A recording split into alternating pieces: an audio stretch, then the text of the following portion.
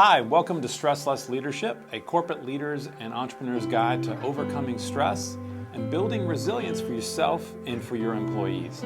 I'm Morgan Job, and I'm an executive coach and trainer who specializes in stress reduction for leaders and their teams.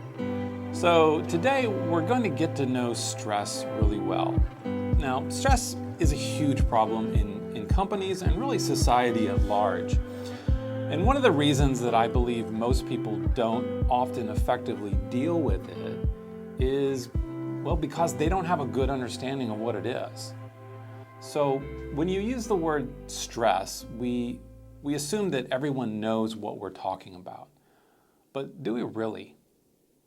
I bet if you were to ask 10 people out on the street at random how they define stress, you'd likely get 10 different answers. And some of those answers might be somewhat similar, but I'm sure that a lot of them would be very different as well.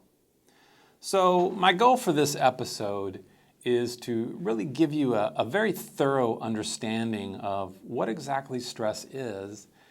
And to do that, let's go ahead and start with a clear definition of stress so that we're all on the same page.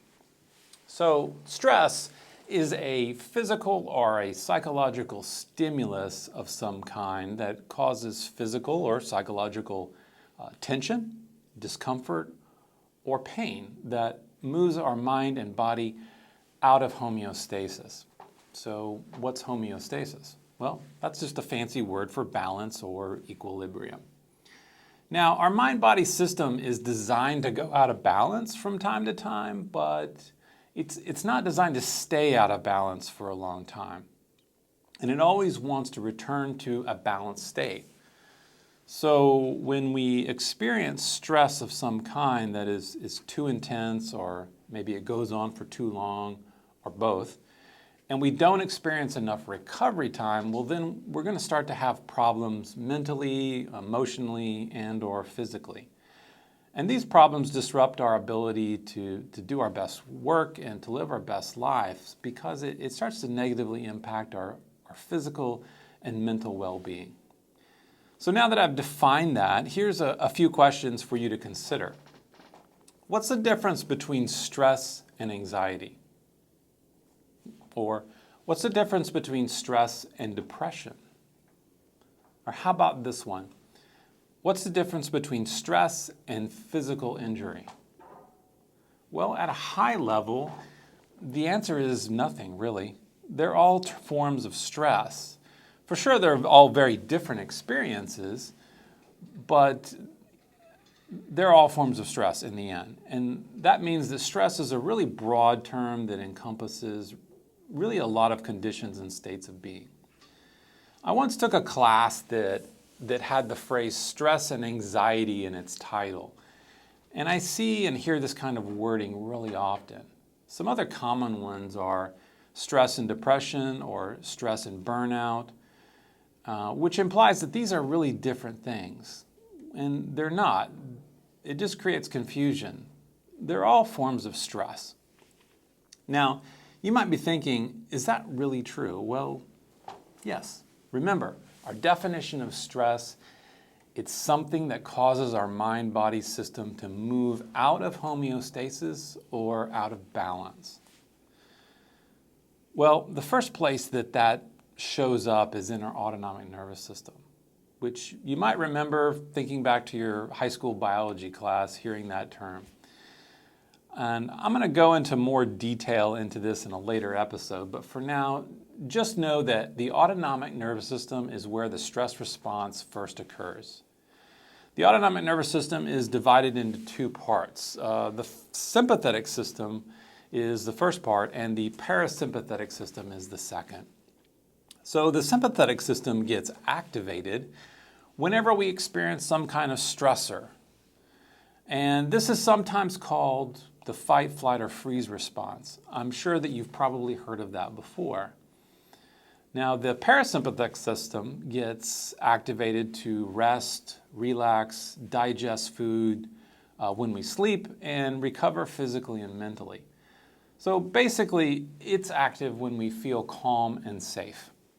So much of the day, if we don't encounter any major stressors, then our autonomic nervous system is really going to be relatively balanced. But when we have an experience that we perceive as, or maybe it actually is, threatening or overwhelming, the sympathetic nervous system activates to help us deal with stress and really starts to move us out of that state of balance. This is totally normal and designed to help us survive dangerous situations. When we perceive that the threat is gone, we then go back into a balanced state, or if the stress was maybe too intense, we might go into a recovery state before returning to balance. There are a lot of other things that happen in our mind-body when we have a stress response, which I won't go into detail about now, but the autonomic nervous system is really where it all begins. It's like the first domino that gets knocked over in an elaborate domino setup. There's a cascading effect throughout the other systems in our body. So knowing how to regulate the autonomic nervous system is really crucial for controlling and reducing stress.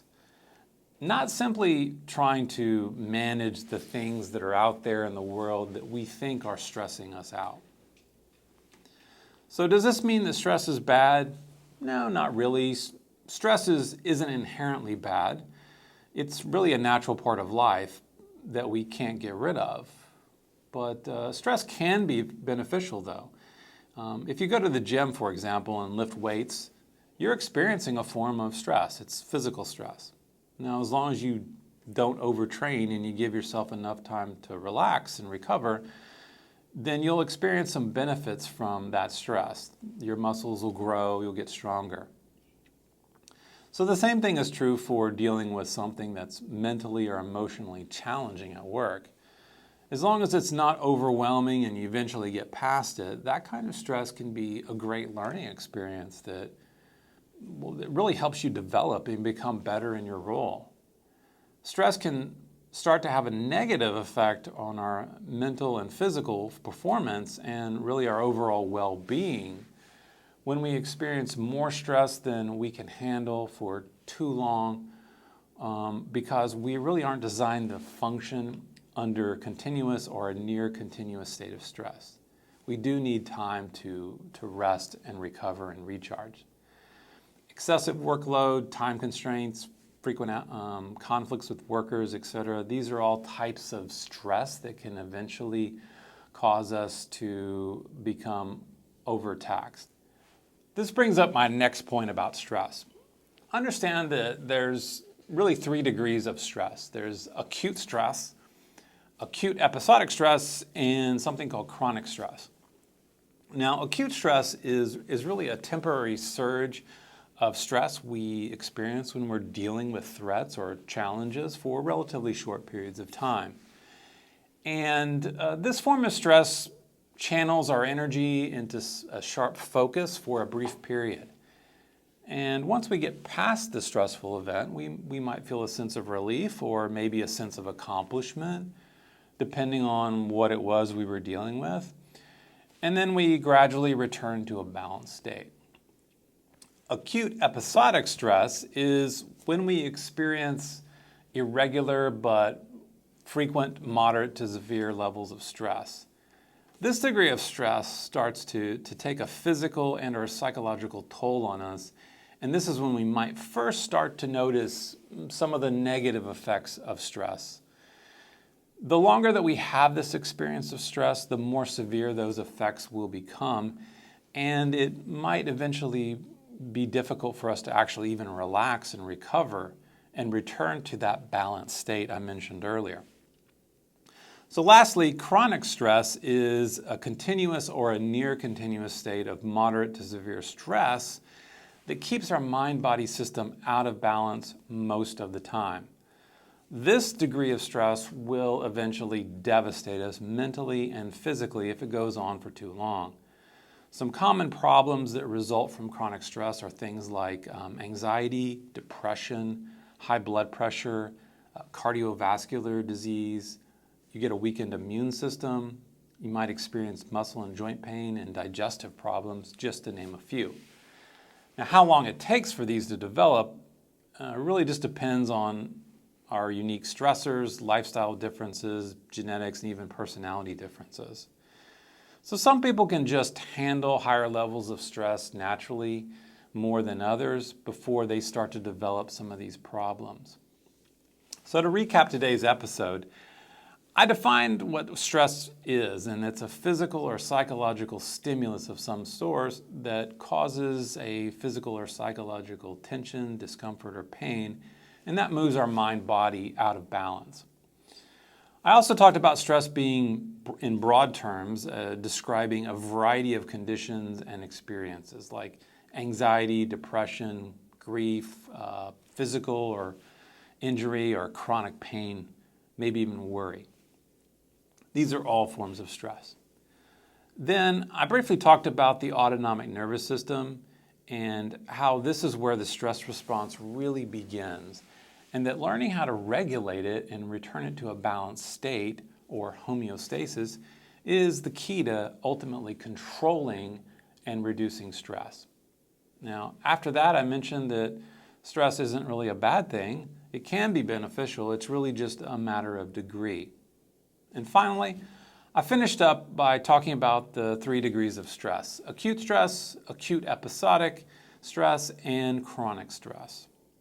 Acute stress is totally normal and unavoidable. You'll be fine.